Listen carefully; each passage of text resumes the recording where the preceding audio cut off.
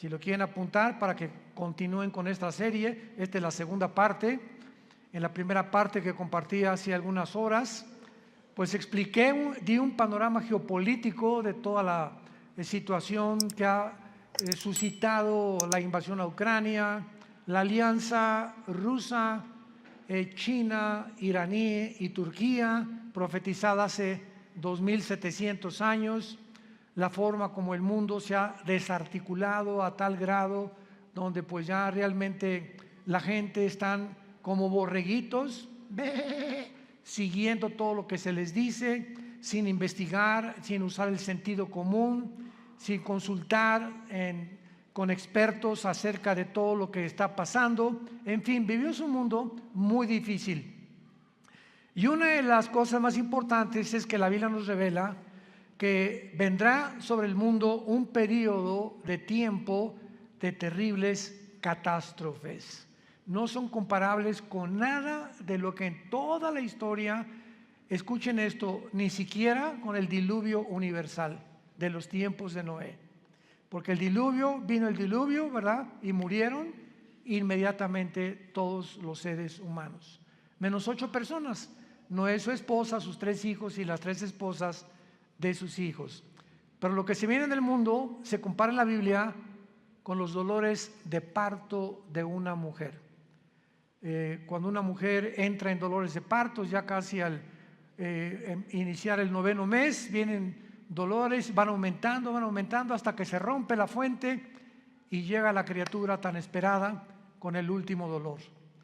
Cristo comparó estos dolores de parto como se iba a llevar a cabo o como se iba a suceder los elementos geopolíticos, filosóficos, religiosos en el planeta Tierra antes de que Él venga por segunda vez. Y Cristo nos enseña, y sus apóstoles también, muy claramente, que debíamos mantenernos vigilantes. Dice en Lucas 21:30 en adelante, para que sean dignos de escapar. ¿De escapar de qué? Pues de la tribulación. ¿De qué otra cosa vamos a poder escapar, verdad? Porque hay personas que enseñan que la iglesia va a atravesar la tribulación. Pero cuando este estudio nos va a ayudar a ampliar nuestra capacidad de comprensión teológica y bíblicamente para entender que es imposible que la iglesia atraviese la gran tribulación. Nos vamos antes. Tal vez ahorita saliendo, tal vez ahorita en la noche, mañana, la semana que entra, no sabemos el día y la hora, pero ya los cascos del Apocalipsis se encuentran sonando en el cielo. Y ya la voz del novio está gritándole a la novia: vengo por ustedes, prepárate, porque muchos en ese momento me dirán: Señor, Señor, y les contestaré: yo nunca te conocí. Hablamos lenguas, hicimos milagros. También los demonios pueden imitar los dones y pueden imitar los milagros. Nunca los conocí porque nunca hicieron mi voluntad. ¿Y cuál es la voluntad de un cristiano? Bueno, cuando se formó la iglesia, desde el inicio de la iglesia, Hechos 1:8, y recibirán poder cuando haya venido el Espíritu Santo y me serán testigos. Entonces, la voluntad de Dios es que tú y tú y tú y yo y todos los que seguimos a Jesús hablemos del amor de la cruz. Le hables a tu familia, le des testimonio de lo que Dios hizo en tu vida. Puedes comenzar con eso: fíjate que pues yo era así y era así, etcétera, etcétera. En la Navidad, en una fiesta, en un cumpleaños, y mi vida cambió. ¿Y por qué? Pues conocí a Jesucristo. Oye, pues yo también sigo a Dios, etcétera, etcétera. Y le contestas tú: ¿a cuál Dios? Los hindúes tenían 6 millones de dioses. Entonces la gente tiene muchas escapatorias, ¿verdad? Yo sigo a Jesús. Una vez le pregunté a una persona y le dije: ¿a cuál? ¿Cómo que a cuál? Le dije: mi cuñado se llama Jesús. O sea, dice, seguimos a Jesús. Bueno, hay cantidades de Jesuses, ¿no? Y el Jesús de la Biblia es otra cosa. Entonces vamos adiestrándonos para prepararnos, para estar mejor listos para estos tiempos que vivimos. Muy bien. Muchas personas creen que el rapto de la iglesia va a ser el inicio de la tribulación. O sea, desaparecemos del mundo millones de personas y en ese momento comienza el anticristo a confirmar un pacto con los judíos y con varias naciones árabes. Sin embargo, no es eso lo que enseña la Biblia. El principal propósito de la tribulación, y la tribulación no se inicia con el rapto de la iglesia. Podemos irnos, por ejemplo, hoy en la noche en el rapto de la iglesia, viene Cristo mañana por nosotros, y pueden pasar un mes, 2 meses o tal vez un año cuando comience la tribulación. Entonces no necesariamente viene el rapto e inmediatamente comienza la tribulación. La tribulación, los que quieran apuntar, comienza, tiene su inicio cuando el anticristo confirme un pacto de paz con la nación de Israel y con naciones árabes.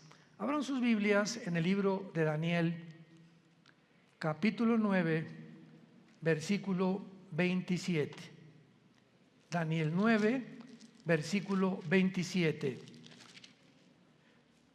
En este capítulo 9 de Daniel, de los versículos 24 al 27, se encuentra la famosa semana 70 de Daniel.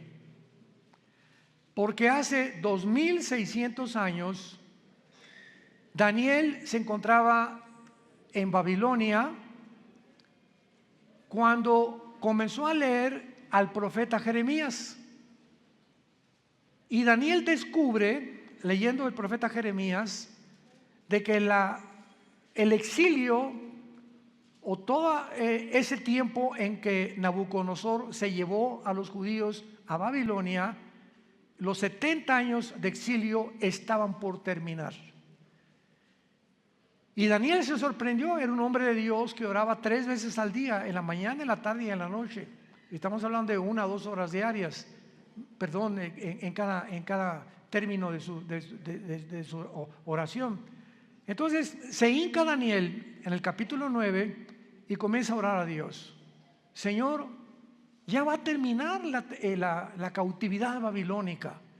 Jeremías profetizó que serían 70 años, y como él era un hombre que estudiaba la Biblia, como muchos cristianos, me espero que lo estén haciendo, estaba consciente de lo que iba a pasar. Entonces Daniel, después de orar, Dios le manda un ángel, y el ángel baja del cielo, y antes de que el ángel llegue a Babilonia o a donde estaba Daniel, Satanás envía a otro principado, al principado tal vez de Grecia o de Persia, para impedir que el ángel que mandaba Dios llegara a la tierra y le diera a Daniel el programa o la respuesta de cuánto faltaba para que Dios terminara con la nación de Israel. Entonces hay una guerra en el cielo, está en el capítulo 10 de Daniel, hay una guerra en el cielo. Finalmente el ángel llega hasta donde era Daniel, y el ángel le revela a Daniel todo el programa cronológicamente de la nación de Israel. Porque todo el Antiguo Testamento, el pueblo de Dios es Israel. El Nuevo Testamento es la iglesia, y la iglesia no es Israel, ni Israel es la iglesia. Son 2 entidades completamente diferentes. Israel no era el cuerpo de Cristo como se formó con la iglesia. Nosotros somos el cuerpo de Cristo. Israel era la esposa del Padre, y Dios se divorcia, le da cartas de divorcio a Israel, y hasta el momento Israel, el antiguo pueblo de Dios, se encuentra en la banca. Y Dios forma a una entidad nueva que se llama la iglesia desde hace 2000 años, después de la resurrección de Jesucristo y desde el día de Pentecostés. Entonces la iglesia es una entidad completamente diferente de Israel. Entonces Dios, el ángel le dice a Daniel: Daniel, Dios tiene 490 años en su programa para terminar con la nación de Israel. Y la palabra que se usa aquí son 70 semanas. Así dice el versículo 24. 70 semanas están determinadas, decretadas sobre tu pueblo Israel y sobre tu santa ciudad, Jerusalén. Los judíos tenían semanas de días y tenían semanas de años. Y aquí es lógico, ¿verdad? Por el contexto, que no está hablando de semanas de días, como lo vamos a comprobar. Entonces, 70 años están decretados para Israel, para que Dios ya acabe finalmente con toda la historia de Israel. Y el ángel le dice a Daniel: desde que se comience a restaurar la ciudad de Jerusalén, porque en aquel tiempo llegaron los babilonios, llegaron los medos persas, llegaron todo, ¿verdad? Y acabaron con Jerusalén. Cuando comience a ser restaurada Jerusalén hasta el Mesías, habrá 483 años. 483 años, o sea, 6 semanas, que son semanas de años, vuelvo a repetir. ¿Cuándo se comenzó a restaurar Jerusalén? Nehemías capítulo 2, del 1 al 6. Cuando el rey Artajerjes de Persia le ordena a Nehemías y le da permiso para que regrese a Jerusalén, que estaba hecha pedazos, y comience su reconstrucción. Y del momento de que se decretó el regreso o la restauración de las murallas de Jerusalén hasta el Mesías, matemáticamente, damas y caballeros, santos de Dios, lo comentaba en la conferencia anterior, para cualquier ateo, cualquier escéptico, cualquier agnóstico que esté buscando evidencias en la Biblia, esto es extraordinario. Fueron exactamente desde la reconstrucción de Jerusalén hasta la muerte de Jesús 483 años. ¿Faltan cuánto? Faltan una semana, o sea, 7 años. Por eso se llama la semana 70 de Daniel. Entonces, los judíos rechazan al Mesías y se interrumpe el reloj cronológico de Dios. Y le dice Dios a Israel: no me vas a volver a ver, Jesús, con las palabras de Jesús, hasta que digan Baruch Hashem Adonai Eloheinu, que significa en el hebreo: bendito el que viene en el nombre del Señor. Hasta que ustedes me reconozcan como Mesías, no vuelvo a tratar con la nación de Israel. Entonces Dios se vuelve y forma una nueva entidad llamada la iglesia. Y la palabra iglesia, eclesia en el griego, significa los que Dios llama fuera del mundo espiritualmente. Nos envía Dios a su espíritu a morar dentro de nosotros para que tengamos el valor. No nos dio espíritu de cobardía, le dice Pablo a Timoteo, sino de poder y dominio propio, para que tengamos el valor de hablar del Mesías al mundo, de hablar del amor de Dios a mi familia, a mis suegros, a mis hijos, a mis padres, a mis compañeros de la oficina, en el bufete, en el consultorio médico, para hablar y decirle al mundo su necesidad profunda, intrínseca, de recibir al Salvador. Ese es el valor que una persona que no tiene a Cristo no testifica. Si tú te llamas cristiano y nunca has hablado de Cristo, dudo que tu cristianismo sea real. Muy bien. Entonces, esta semana que le falta Dios a tratar con Israel, se interrumpe por el periodo o la dispensación de la época de la iglesia, que tiene que durar 2000 años. ¿Por qué 2000 años? Porque de Adán a Abraham, 2000 años, de Abraham a Cristo, 2000 años, y de Cristo a cuando termina la iglesia, 2000 años, o sea, 6000 años. Dios creó el mundo, el universo, en 7 días, ¿se acuerdan? Génesis capítulo 2. Entonces, este séptimo día, dice el Salmo 90 y 2 de Pedro 3, que para Dios un día son 1000 años, y 1000 años es como un día. Entonces, Dios establece su reloj cronológico desde los 6 días de la creación, que son un símbolo de lo que va a durar la historia del ser humano en este planeta. 6000 años nada más. Y cuando entremos al milenio, al séptimo día, vamos a entrar al reino mesiánico, que serán nuestras vacaciones. Pero ya no vamos a hablar de eso ni nos vamos a adelantar. Es importante que nos ubiquemos ahorita en lo que estamos hablando de la semana 70 de Daniel. Entonces, Israel, ahí nos vemos. ya no te voy a ver hasta que usted me reconozca. Mientras tanto, Dios se voltea, porque la Biblia dice, los ojos de Jehová están sobre los justos, y cuando habla la Biblia de los ojos de Jehová, se refiere a su presencia. Entonces, cuando Dios dice, me volteo y no te veo, significa, Dios te ha dejado. Haz lo que tú quieras, Pepito, haz lo que quieras, Carmelita, ya no me vuelvo a meter con tu vida. Y se voltea a Dios y te deja que te hundas y toques fondo. Es la forma como Dios juzga a los seres humanos. Si cuando venga tribulación y angustia me buscarás, y entonces no responderé, porque no es cuando tú quieras, es cuando oigas su voz, no te endurezcas. Y ahorita ustedes están escuchando la voz de la palabra de Dios. Entonces, adiós Israel, Dios forma a la iglesia y comienza Dios a trabajar con nosotros, con el Espíritu Santo.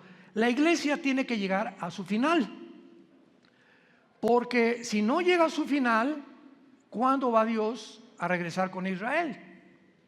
Entonces, durante este tiempo de la iglesia, he oído a muchos predicadores que han dicho que ya Dios no tiene que ver nada con Israel, que la iglesia tomó el lugar de Israel y que Israel ya se olvidó de Dios.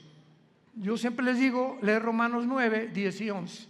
3 capítulos del libro de Romanos de Pablo mencionan que Dios no ha acabado con Israel. A nosotros nos injertó en el olivo original, en el olivo natural que es Israel, y nosotros somos el olivo silvestre. No somos el original, fuimos injertados en el olivo y en las promesas que Dios le dio en el pacto abrámico a Abraham. Entonces todas las promesas que Dios tenía para Israel se vuelven a favor de nosotros, menos la promesa de la tierra, porque la promesa de la tierra que Dios le dio a Israel se va a cumplir en el reino mesiánico. Entonces, ahora que Dios se está tratando con la iglesia tiene que salir del mundo para que estos 7 años que quedan de la semana 70 de Daniel, que se llaman los 7 años de la tribulación, y vamos a ver qué otros términos se usan en la Biblia, Dios trate con Israel y los meta a un horno. ¿Qué microondas ni qué nada? Va a ser un horno de fuego donde los va a purificar para que puedan estar listos y entrar junto con nosotros al reino mesiánico o al reino milenial. Pero veamos el versículo que más nos interesa, que es el versículo 27 de Daniel 9. Y por otra semana, o sea, por otros 7 años, ahí está la semana 70 de Daniel, es la semana que falta para Israel, que son los 7 años de la tribulación. Y por otra semana está hablando del anticristo. Confirmará el pacto con muchos. A la mitad de la semana hará cesar el sacrificio y la ofrenda, y después, con la muchedumbre de las abominaciones, vendrá el desolador, que es el anticristo, hasta que venga la consumación y lo que está determinado se derrame sobre el desolador. Santos de Dios, este versículo 27, por eso la Biblia es más moderna que el periódico de mañana en la mañana. La Biblia es más moderna que cualquier noticia que el mundo pueda sacar, porque todo Dios lo puso con anticipación para que cuando suceda nos acordemos que Dios es el Dios que conoce el futuro. Y ese es el verdadero Dios al quien tú y yo estamos sirviendo. Noten ustedes, hablando del anticristo, versículo 27, y vamos a traducirlo, por 7 años el anticristo va a confirmar, no a afirmar. ¿Ya lo vieron? Confirmar un pacto. Esto significa que cuando nos vayamos nosotros y el anticristo se siente con los rabinos judíos o con los gobernantes de Israel actuales, o no sabemos quiénes serán, para firmar un pacto, confirmar un pacto, estos gobernantes judíos van a aceptar que este hombre les garantice la paz por 7 años, por la semana 70 de Daniel, que son 7 años. Entonces el anticristo les va a decir, por 7 años les garantizo que ninguna fuerza externa, ningún poder, ni Rusia, ni China, ni nadie los va a atacar. Pero al mismo tiempo dice, confirmará el pacto con muchos, aparte de Israel. ¿Quiénes son estos muchos? Las naciones árabes, que han sido su principal enemigo de Israel. Ahora, qué maravilloso. Desde 1948 que Israel se estableció como nación soberana, independiente y libre, y el mundo estupefacto volteó hacia Israel. En un día se formó una nación, después de casi 2000 años que estuvieron exiliados por todo el mundo. Entonces, esto es impresionante porque desde 1948 hasta principios de este siglo, síganme con cuidado, hasta principios de este siglo, solo dos naciones árabes habían firmado pactos de paz con Israel: Jordania y Egipto, que todavía permanecen estos paz con Israel. Pero en estos últimos meses de la administración de Trump y la administración de los demócratas en Estados Unidos, las naciones árabes, aparte de Egipto y Jordania, cosa que nunca se había visto en la historia, comenzaron a decirle a Israel: ¿nos das chance de estar bajo tu paraguas? ¿Qué? ¿What? ¿Nos das oportunidad de que quedemos bajo su protección? ¿Cómo? ¿Qué hizo que las naciones árabes comenzaran? Bahrein, los Emiratos Árabes Unidos, Sudán, Marruecos, le estén pidiendo ayuda a Israel a entrar en lo que se llama el Acuerdo de Abraham, que firmó Israel con los Emiratos Árabes, con Bahrein, puras ciudades árabes, y últimamente ya son casi 6 o 7 naciones árabes que están bajo el paraguas de Israel por causa de Irán. Porque Irán comienza a bombardear a Arabia Saudita hace 1 o 2 años, a sus pozos petroleros, y Estados Unidos no interviene, ni tampoco Israel, porque Israel no tiene ningún pacto con Arabia Saudita, es la nación más grande de toda la península arábica. Entonces se dan cuenta los árabes que si Estados Unidos no los protege ya, solamente les queda la aviación y el ejército de Israel, que es el ejército más poderoso del mundo entero. Así de chiquititos, pero bien picosos. Entonces comienzan a pedirle ayuda a Israel. Oye, vamos a un acuerdo. Israel feliz, ¿verdad? Porque ahora Israel les da protección y se están protegiendo más y más y más. Y cuando dice que el anticristo va a firmar con Israel y con muchos, ya son 7 naciones árabes las que han firmado el Acuerdo de Abraham. Falta Arabia Saudita. Y Arabia Saudita, ahora que vino el presidente Biden a Arabia, todo el mundo, primero fue Israel, después fue Arabia, todo el mundo estaba esperando porque él venía a eso. Pues vamos a convencerlos de que firmen y se unan a Israel. Pues el jeque de Arabia Saudita le dijo al presidente Biden: no vamos a firmar ningún tratado de paz con Israel, porque tenemos una sola condición: cuando Israel haga la paz con los palestinos y Israel le permita a los palestinos poner un estado palestino dentro de Israel, firmamos el Acuerdo de Abraham, cosa que los judíos nunca van a hacer. Así que le están pidiendo, ¿verdad?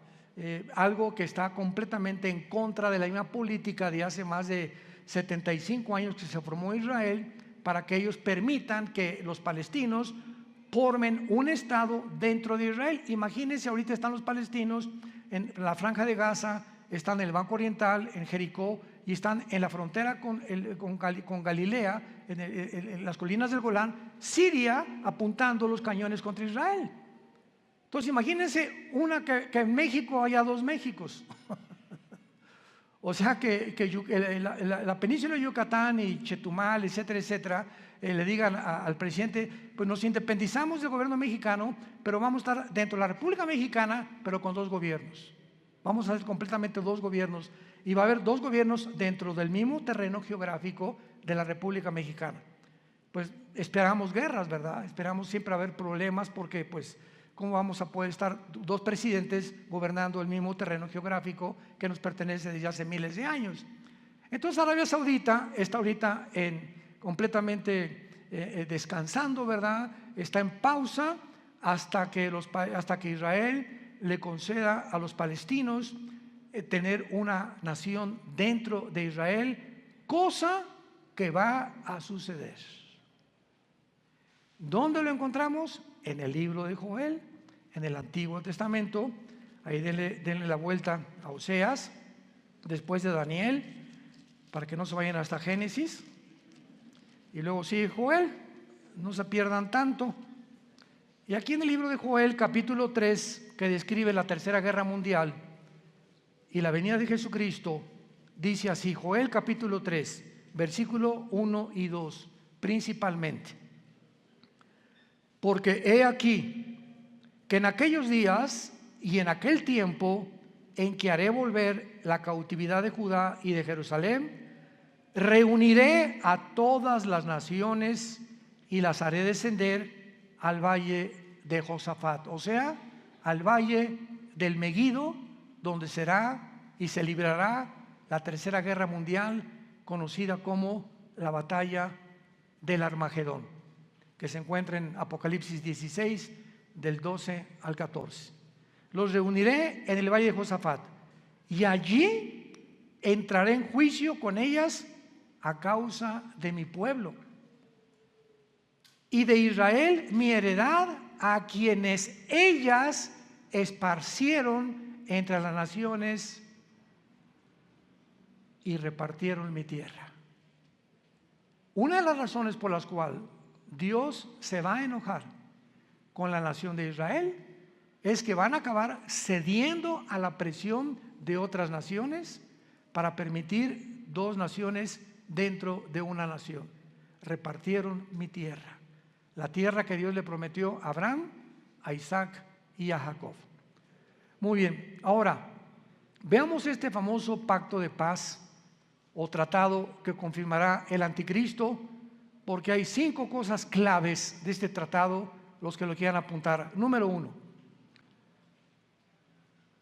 el tratado de paz que el anticristo va a confirmar con Israel será entre Israel y el anticristo, involucrando a naciones árabes.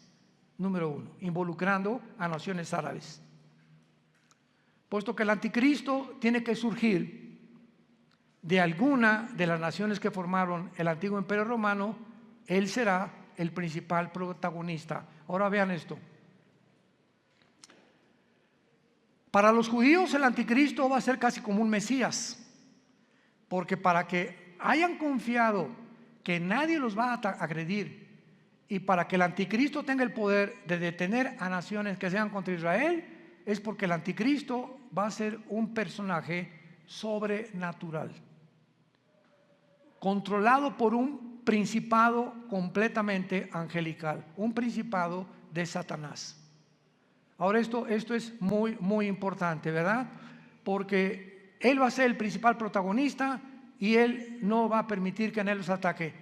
Antes de que el anticristo firme este tratado, va a haber 2 guerras en Israel, que están mañana en el periódico delante de nosotros.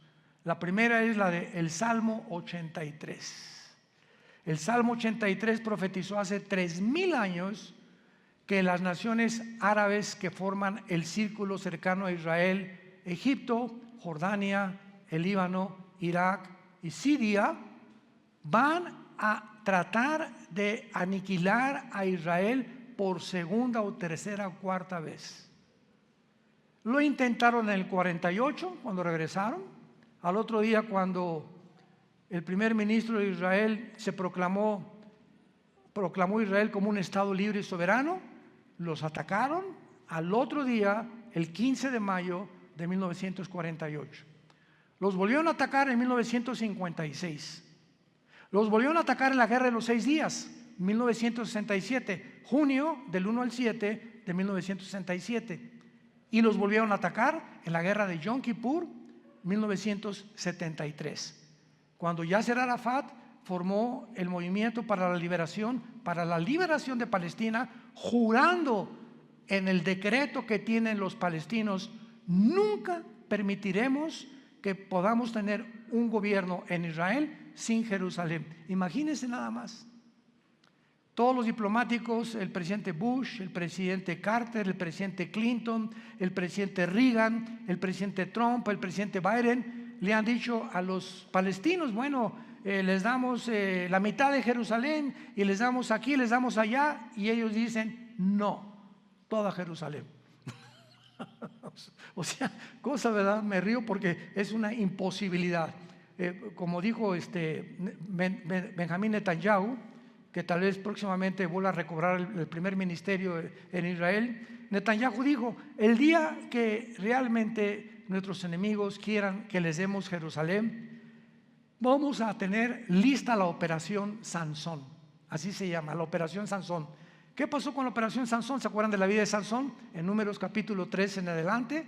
Bueno, a Sansón le sacaron los ojos, una mujer lo debilitó en sus fuerzas por andar ahí de rabo verde, ¿verdad? Y el Espíritu Santo lo abandonó a Sansón, se quedó sin fuerza, y entonces los filisteos tenían como un circo, lo pusieron lo empujaron, a ver tu fuerza, etc., y comenzaron a burlarse de él. Y ahí Sansón, en medio de este espectáculo donde todos se burlaban de él, los filisteos, le dijo a Dios: Padre, por favor, yo te pido, como un último acto de mi voluntad, llévame a donde haya 2 columnas, porque Sansón conocía el teatro filisteo, para que yo pueda derribar este teatro. Y entonces unas personas que lo guiaron, ¿verdad?, lo pusieron debajo de las 2 columnas, y entonces Sansón muere junto con todos los filisteos. O sea, Sansón tenía el ministerio de acabar con los filisteos, y fue hasta su muerte que terminó con ellos. En su muerte terminó con su ministerio. Entonces los judíos le llaman Operación Sansón. Si nos atacan, morimos junto con ustedes. Tenemos la bomba nuclear. Entonces Israel nunca va a permitir una invasión.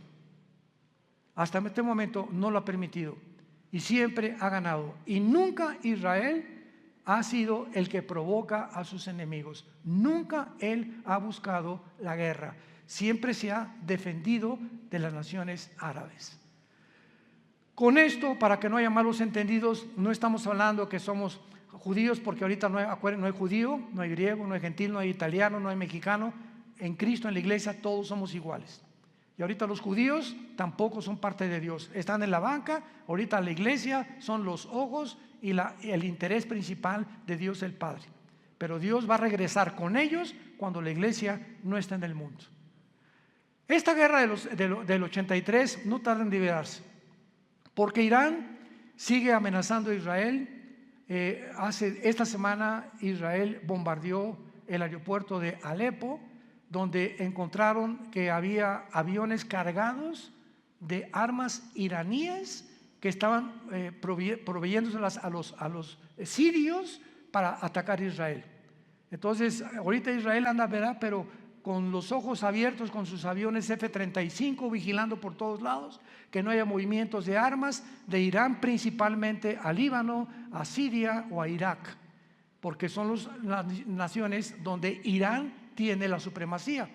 Irán ahorita sostiene a Hezbollah, el grupo terrorista más grande del mundo en el Líbano, sostiene a los yudis en Yemen, en la península arábica, y sostiene al grupo de Hamas en la franja de Gaza o en la franja de los palestinos. Así que Irán ahorita es el peligro número 1 del Medio Oriente, y es el que va a iniciar esta guerra para que ataquen a Israel. Muy bien. Después de esta guerra, que tal vez nosotros la vayamos a oír en estos días, porque ya no tarda ahorita con tantos viajes que está bombardeando Israel y a Siria e Irán, y van a tener que responder, y se va a armar un conflicto bélico muy grande. Israel va a volver a ganar, de acuerdo al Salmo 83, va a volver a ganar. Y después de la guerra del 83 viene la guerra de Gog y Magog. Ezequiel 38 y Ezequiel 39 en el Antiguo Testamento. ¿Cuál es la guerra de Gog y Magog? Cuando Rusia, Putin, vea que ya los judíos vencieron a los árabes, ahorita Putin está reuniendo a todas las naciones islámicas del mundo entero bajo su sombrilla. Y bíblicamente, en Ezequiel 38, las naciones que van a estar en la región de Magog. Magog es una zona geográfica que comienza desde Finlandia, el mar Báltico, baja por Ucrania. Ucrania pertenece a Magog, por eso nunca se va a salir Putin de Magog, de Ucrania jamás. Kirguistán, Uzbekistán, Kazajistán, Afganistán, Pakistán y todas las regiones del mar Báltico y del mar Negro que están al sur de Rusia, que se dividieron de Rusia en 1991, cuando el comunismo cayó, se perdió en Rusia, la Unión Soviética, el 30% de su territorio, que son todas estas naciones que ahora son independientes de Rusia. Pues Putin, su propósito es reunirlas a todas, y todas son musulmanas menos Ucrania. Todas son musulmanas menos Ucrania. Y todas estas naciones se van a unir después de la guerra del 83 para venirse en contra de Israel. Qué interesante que Putin tenga semanas buscando alianzas con todas estas naciones. Ya está en Kazajistán, acaba de salir de Kazajistán hace algunos días y va a comenzar a recorrer o a hacer una campaña para unir estas naciones y se cumpla Ezequiel 38 y 39, que será la guerra de la antesala de la guerra del Armagedón. Y pienso de una forma particular que estas dos guerras, la del Salmo 83 y la de Ezequiel 38 y 39, van a suceder antes de que nos vayamos de este mundo. Es posible que veamos y seamos testigos de estas dos invasiones. Y el anticristo, viendo que otra vez derrota Israel a Rusia, porque viene de Rusia con Gog y las naciones musulmanas, entonces el anticristo va a ser el papucho de papuchos. Y ya no va a haber nadie que le pueda hacer frente en el mundo entero, porque ya acabó Rusia, ¿verdad? Ya acabaron las naciones árabes, el primer ciclo, los musulmanes ya no van a tener el poder para poder atacar a Israel. Entonces el anticristo va a erigirse como el dictador número uno del mundo entero, y el anticristo va a unir a Europa con el Medio Oriente. Se van a formar dos continentes, Asia, Medio Oriente y Europa, en una mezcla. Daniel capítulo 7, los 10 cuernos y los 10 dedos del estatua de Nabucodonosor, y de entre estas 10 naciones, 5 de Europa y 5 del Medio Oriente, dentro de una de ellas, Daniel 7 dice, surgirá el anticristo. Así que no especulemos que el anticristo es el Papa, o que Obama tiene cara del anticristo también, o que el príncipe Felipe por aquí por allá, o que Gorbachov se murió hace 3 días, así que tampoco podía ser el anticristo. Decían que porque tenía un lunar aquí era el 666. Bueno, ha habido tantas especulaciones, ¿no? Nunca sabremos cuándo va a surgir el anticristo hasta que oigamos. Pongan atención, santos de Dios, hasta que oigamos. Se formó un G10, ahorita hay un G7. 5 naciones de Europa, viendo que ya no pueden subsistir por el gas que Rusia les está impidiendo tener ahorita, el invierno de este año en la Unión Europea, ha aumentado el gas en cada nación de Europa 10 veces más. Entonces Europa se encuentra hundiéndose económicamente, y ahora sin gas, porque Rusia le está cerrando ya la llave por haber tratado de ayudar a Ucrania. Va a quedar Europa tambaleándose, ¿verdad? Y no hay mejor caldo de cultivo para un dictador que cuando una nación está en problemas, como lo fue para Adolfo Hitler. Adolfo Hitler en 1932-33 acaba de pasar la Primera Guerra Mundial, perdió Alemania en la Primera Guerra Mundial. Vino el caos económico en los 30s, donde la gente se está muriendo de hambre, y en medio de este caos Alemania estaba llena de comunistas, porque el comunismo comenzó en el 93 con los bolcheviques, con Lenin. Estaba sin trabajo, no había fábricas, y llega Hitler y crea la Volkswagen, que significa el carro del pueblo. Fernando Porsche fabrica los primeros carros Porsche, hace fábricas, saca Hitler a los comunistas de Alemania, y pues decía la gente, este es el hombre que estamos esperando. Siempre el engaño del populismo, ¿verdad? De los gobiernos populistas. Este es el que estábamos esperando, porque siempre, desgraciadamente, estamos esperando un hombre que nos saque del hoyo, y no hay nadie que nos pueda sacar más que Jesucristo, el Hijo de Dios, nada más. Entonces Hitler tenía el caldo de cultivo, ¿verdad? Igual todos los grandes dictadores que ha habido en la historia, Saddam Hussein, el que tú me quieras mencionar, surgen cuando el problema en la nación se encuentra completamente económicamente quebrantada. Y de ahí el que surja en la nación le estará eternamente agradecido que lo sacó del hoyo, pues el anticristo se formará y lo adorarán como Dios. De los milagros va a solucionar el problema de Europa, va a solucionar el problema del Medio Oriente, va a solucionar el problema de África, va a solucionar el problema del hambre, del clima y de todos los problemas que ahorita han sido insolubles. El anticristo tendrá la sabiduría, la destreza, el poder de poder realizarlo. Veamos en el libro de Daniel capítulo 8 lo que acabamos de comentar del anticristo, porque aquí se escriben en estos versículos claramente los poderes del anticristo durante la tribulación. Daniel 8, 23 al 25, está hablando de la persona del anticristo. Escuchen con mucha atención. Y al final del reinado de estos, cuando los transgresores lleguen al colmo, se levantará un rey altivo, de rostro y entendido en enigmas. Su poder se fortalecerá, mas no con fuerza propia, y causará grandes ruinas y prosperará, y hará arbitrariamente y destruirá a los fuertes y al pueblo de los santos. Con su sagacidad hará prosperar el engaño. En su mano y en su corazón se engrandecerá, y sin aviso destruirá a muchos, y se levantará contra el príncipe de los príncipes, pero será quebrantado, aunque no por mano humana. Rápidamente, para terminar, resalto estas características. En primer lugar, el poder del anticristo no será de él. Su poder se fortalecerá, mas no con fuerza propia. Y lo explica Apocalipsis capítulo 13. Y Satanás le entregó su autoridad, y le entregó su poder, y le entregó su sabiduría al anticristo. Por eso dice, su poder se fortalecerá, pero no de él. Todo lo que él haga será porque estará completamente poseído por principados demoníacos.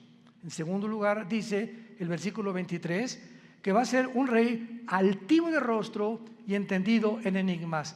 Apunte la palabra en hebreo, enigmas, que es chida. No chiro, chida. C-H-I-D-H-A. Chida. Escuchen lo que significa la palabra chida. Significa dichos o cosas difíciles de resolver, problemas para la inteligencia común del ser humano. O sea, que él va a tener una capacidad sobrenatural, científica, filosófica, política, religiosa, que va a asombrar a la mente más brillante que pueda en ese tiempo existir en el mundo. Entendido en enigmas, su poder se fortalecerá, prosperará y hará arbitrariamente y destruirá a los santos con su sagacidad. Esta palabra sagacidad es la palabra sekel en el hebreo, S y con K, sekel, apúntala, que significa inteligencia para resolver crisis. Con su inteligencia para resolver crisis hará prosperar el engaño. O sea, todo su reino será de engaño, de mentiras, de promesas falsas, porque a los 3 años y medio, en lugar de los 7 años, entrará al templo judío, les permitirá reconstruir el tercer templo a los judíos, los traicionará a los judíos y comenzará la persecución. Mateo 24, 15 al 20. Así que nos encontramos, hermanos, ante un panorama delante de nosotros que es muy claro, porque será un pacto firme el que él va a confirmar. Va a iniciarse con 7 años de falsas promesas. Les dará a los judíos el derecho de reconstruir el templo, y a los 3 años y medio profanará el templo, persiguiendo a los judíos y a los cristianos que queden en aquellos días. Tenemos ante nosotros una película, por eso se llama el Apocalipsis, ¿Saben qué significa la palabra Apocalipsis? Viene del griego descorrer la cortina. Es lo que significa, descorrer la cortina. Dios en el Apocalipsis nos descorre las cortinas que nadie con su inteligencia natural o humana puede penetrar en el futuro más que el Dios de la Biblia. Nos corre y nos abre la ventana para que nos asomemos y nos diga: he aquí, vengo en breve. Dichosos los que lavan sus ropas para tener derecho al árbol de la vida, y para que sepan que en cualquier momento vengo por ustedes, y muchos se arrepentirán, se jalarán los pelos al darse cuenta que era demasiado tarde, porque nunca hiciste firme tu vocación y tu elección. La puedes tú hacer en esta tarde a través de la convicción que el Espíritu Santo causa en tu corazón. Oremos. Te damos gracias, Padre y Dios de Jesucristo nuestro Señor, el gran pastor de las ovejas, por el pacto sempiterno. Oramos que Dios te haga hacer, que te motive y que tu pueblo pueda despertar, Señor, porque tu pueblo está dormido. Hay un engaño operando en el mundo entero ya, haciéndonos creer cosas que no son reales. Los medios de comunicación están llenos de mentiras, falsedades por todos lados, donde el mundo ya no sabe qué creer y qué no creer. Pero tenemos la palabra profética más segura, a la cual haríamos bien en estar atentos como una antorcha que alumbra en lugar oscuro hasta que el lucero de la mañana salga en nuestros corazones. Gracias, Padre, por tan grande salvación, por esa cruz donde tu Hijo le pusieron espinas en la cabeza, clavos en las manos y clavos en los pies, y desangrando y agonizando, Él pudo expresar las palabras más sublimes que un hombre en ese estado pueda expresar: perdónalos, porque no saben lo que hacen. Pero en este momento tú ya sí sabes que Él murió por ti, para pagar por tus pecados, que fue enterrado, crucificado y resucitado a los 3 días, y que tú necesitas abrazar esa cruz hoy, que tu corazón está preparado, e invitarlo a tu vida como tu Señor y Salvador. Dile estas palabras desde lo profundo de tu alma, si quieres en este momento arrepentirte de tu vida y entregársela a Dios. Padre, te pido perdón por mi vida, por mis pecados. Creo que en esa cruz con tu sangre pagaste por ellos, y que a los 3 días resucitaste de los muertos. Y porque creo que vives, Jesús, te pido que entres a mi corazón como mi Señor y mi Salvador. Te doy gracias por la vida eterna y por lo que harás en los pocos días que me quedan de vida para hablar de ti, Señor. No perderé ninguna oportunidad ya en la vida de dar testimonio de tu gracia y amor en la cruz. En el nombre de Jesús. Amén. Gracias a Dios por esta palabra. Gracias a Dios por este libro maravilloso que Dios nos ha dejado. Ámala. Lee la Biblia, estudia la Biblia, memoriza la Biblia, medita la Biblia, día y noche. Y Dios te promete, el Dios que inspiró este maravilloso libro, que es un compendio de 66 libros, que Él te hará prosperar en todo lo que tú hagas, si tú buscas a Él y su reino en primer lugar. Y Él no es hombre para que mienta, ni hijo de hombre para que se arrepiente. Lo que Dios cumple lo va a hacer realidad en tu vida. Pero tú tienes que apegarte, abrazar, arraigarte a esta palabra santa. En la mañana ábrela en los Salmos, en Proverbios, en Juan. Léela 15 minutos, 20 minutos. Antes de leerla, Padre, abre mi corazón a tu palabra. Dame entendimiento, Espíritu Santo. Ahorita vamos a comer todos. No están ayunando, ¿verdad? Y antes de comer, donde quiera que estés, ahora agarra a tu mamá, a tu esposa, que tal vez no habías hecho. Padre, gracias por estos taquitos de barbacoa. Gracias, Señor, por esta comida, en el nombre de Jesús. Y comenzamos ya a vivir una vida de agradecimiento al Creador y al que dio su vida en una cruz por nosotros. Antes de acostarte, Padre, gracias por este día. Me acuesto en paz, me acostaré y así mismo dormiré, porque tú me haces vivir confiado. Quiero dormirme como un angelito sin pensar en nada, porque mañana tú me dirás qué cosa tengo que hacer. Pero comienzas a experimentar.